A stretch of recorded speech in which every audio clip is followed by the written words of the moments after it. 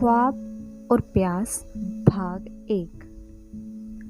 निखिल अभी अभी नहाकर आया था और आईने के सामने अपने बाल बना रहा था। थोड़ी देर में उसे इंटरव्यू के लिए जाना था। उसके पापा कमरे में आए थे बाइक की चाबी लेने और उसे आईने के सामने देखकर बड़बड़ाते हुए निकले। सारा दिन बस हीरो बना फिरता है, ये नहीं कि सीरियसली अपनी जिंदगी के बारे में सोचे। आए दिन ऐसा ही होता था। निखिल एमए करने के बाद जॉब की तलाश में भटक रहा था।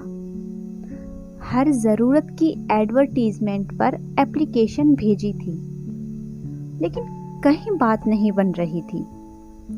साल भर से वो बेरोजगारी के दंश झेल रहा था। हर मिडिल क्लास फैमिली की तरह निखिल के मम्मी पापा की भी उम्मीदें निखिल की तरक्की से जुड़ी हुई थी। वो उम्मीद जिसके लिए माता पिता कितनी परेशानियां झेलकर बच्चों को पढ़ाते हैं कि जब उसकी नौकरी लग जाएगी तो सभी सपने पूरे करेंगे।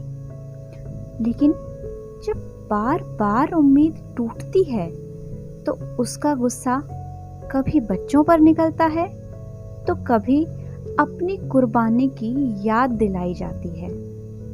और यही निखिल के साथ भी हो रहा था।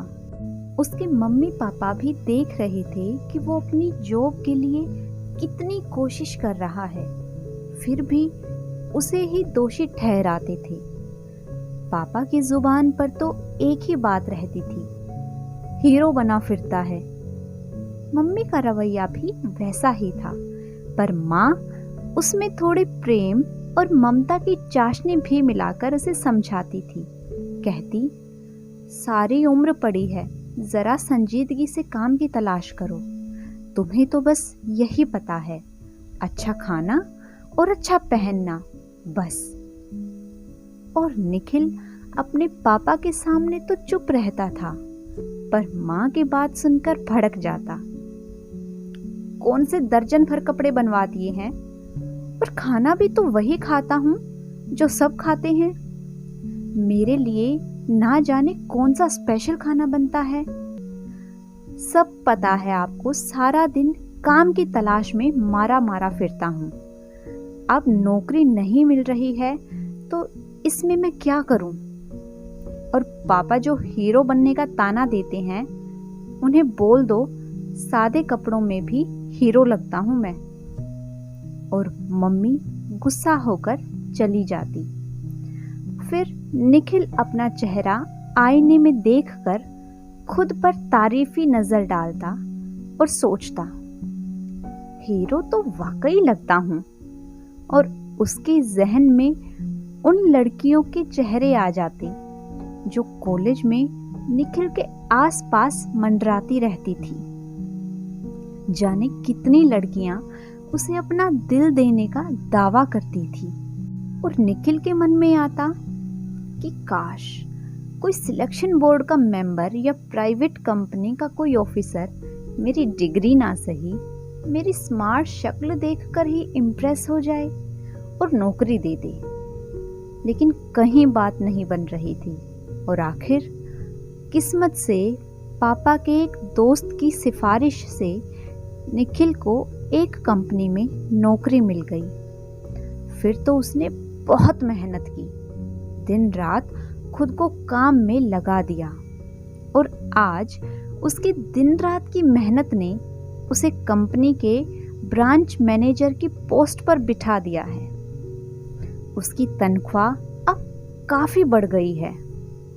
कंपनी की तरफ से किराए का मकान, गाड़ी जैसी सुविधाएं भी उसे अब मिल गई हैं। इसके आगे की कहानी मैं आपको निखिल की जुबानी सुनाऊंगी, जिससे आपको कहानी समझने में आसानी होगी।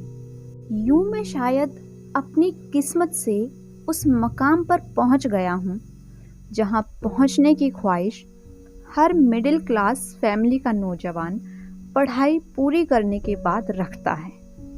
सुकून और आराम मिलने के बाद स्टैंडर्ड खुद ही बन जाता है। अब गलियों में रहने की आदत ना रही। मेरे मन पर ऐशो आराम की जिंदगी हावी हो गई थी। मैंने क्लब ज्वाइन कर लिया था, जहां शहर के बड़े बड़े लोगों की भीड़ होती थी और कुछ मुझ जैसे लोग भी शामिल होते थे, जिन्हें जिंदगी में ज्यादा से ज्यादा की चाहत होती थी। हाय हेलो की जिंदगी मुझे बहुत पसंद थी। शक्ल सूरत और अच्छी दिल डोल के साथ अब मेरे पास स्टेटस भी था। जल्दी ही मैं क्लब की मशहूर शख्सियत बन गया।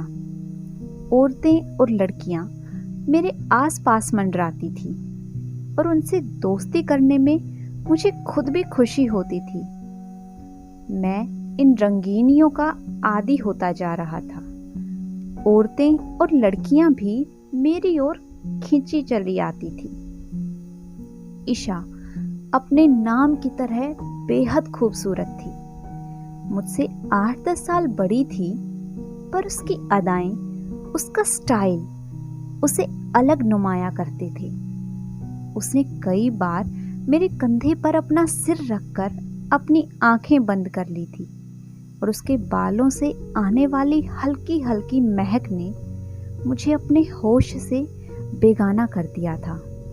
मायरा, पीहू, जिया, जाने कितने ही खूबसूरत चेहरे मुझे अपनी ओर आकर्षित करते और मैं उनकी दहकती खूबसूरती से इम्प्रेस हो जाता था।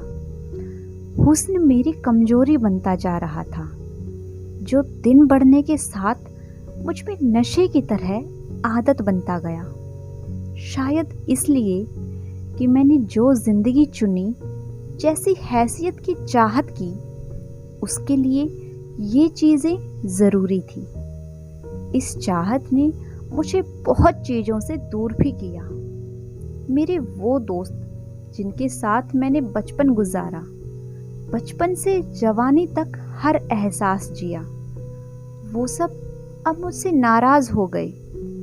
अधिकांश ने मुझसे दूरी बना ली, मुझसे मिलना जुलना बंद कर दिया।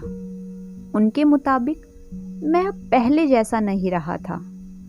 कुछ मिलते भी थे तो मुझसे कतराते थे और मैं खुश होता था कि मैं उनसे अधिक कामयाब हूं, इसलिए खुद पर और भी रौब करता।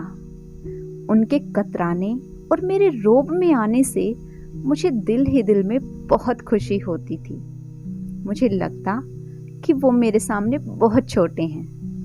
मैं ऊंचा ही ऊंचा उड़ रहा था।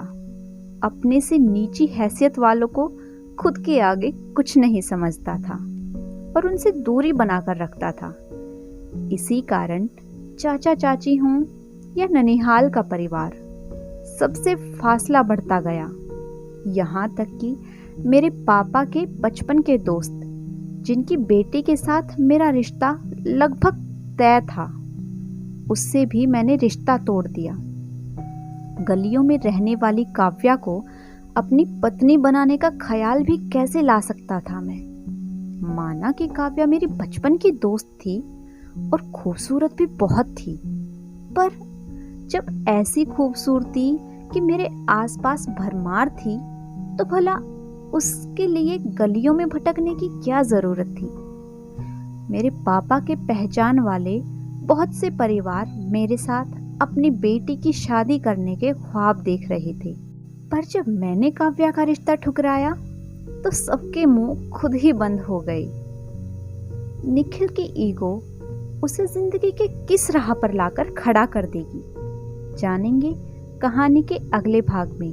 तब तक अगर आपको आज की मेरी ये कहानी पसंद आई है तो वीडियो को लाइक कीजिए, शेयर कीजिए। साथ ही अगर आपने अभी तक मेरे चैनल को सब्सक्राइब नहीं किया है तो जल्दी से चैनल को सब्सक्राइब कर लें। Thanks for watching.